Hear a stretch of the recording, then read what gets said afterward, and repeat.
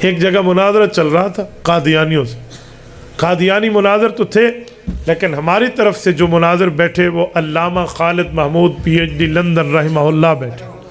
مسئلہ یہ تھا کہ ہمارے کچھ مسلک سے ہٹ کے کسی اور مسلک کے لوگوں نے جا کے مناظرہ طے کر لیا، تو اب ان سے ہوتا نہیں تھا، تو انہوں نے کہا جی دیوبندی مول صاحب کو بلاؤ، تو حضرت علامہ صاحب کو بلایا گیا۔ علامہ صاحب گئے تو آپس کے معاملات میں الجھتے نہیں تھے کہ ظاہری بات ہے اب جو کسی بڑے فتنس کے ساتھ بیٹھے ہیں تو پہلے ہی سے نمٹ لیں۔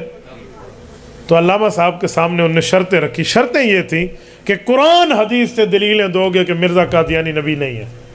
اب مرزا قرآن کے وقت اترتے وقت کہاں تھا، یا حدیث کے نازل ہوتے وقت کہاں تھا؟ اب قادیانیوں نے ایسی شرط رکھی نا، مرزا کا نام تو قرآن حدیث میں ہوگا نہیں، اور مسلمان وہاں سے کون سی آیت پڑھیں گے، لہٰذا ہم جیت گئے۔ اب وہ بیچارہ مناظر جو تھا وہ ادھر ادھر ہو گیا، تو علامہ صاحب جا کر بیٹھ گئے۔ ان نے پتہ نہیں ان کو پرچی پڑھائی یا نہ پڑھائی، بہرحال مول صاحب بیٹھ گئے، اور حضرت نے آ کر مرزا قادیانی کی کتابوں سے حوالے پڑھنا شروع کر دیا۔ انہوں نے کہا او مناظرہ ہار گئے تم۔ علامہ صاحب پھر بھی پڑھتے رہے۔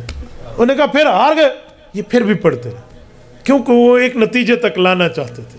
آخر جب شور شرابہ ڈلا نا اور یہی بات سامنے آئی کہ بھئی تم مناظرہ ہار رہے ہو، شرط کی مخالفت ہے، تو علامہ صاحب نے کہا کون سی شرط کی مخالفت ہے، ثابت کرو۔ انہوں نے کہا جی ادھر لکھا ہے قرآن اور حدیث سے بات پیش کرو گے، آپ وہ نہیں کر رہے۔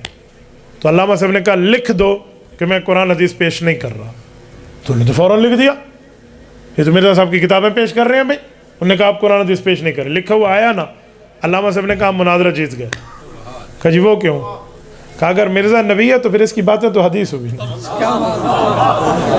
تو اندر سے تم بھی مانتے ہو یہ نبی نہیں ہے، اسی لیے اس کی باتیں حدیث نہیں ہیں، چلو جاؤ تم کا۔ تو ختم نبوت میں مرزائی اندر سے خود بھی نہیں مانتے تھے کہ اس کی باتیں حدیث ہے، کو عدل ڈھڈ ڈوئے بھی کوئی نہیں منے گا، اندر سے یہ بھی تو مان لیتے۔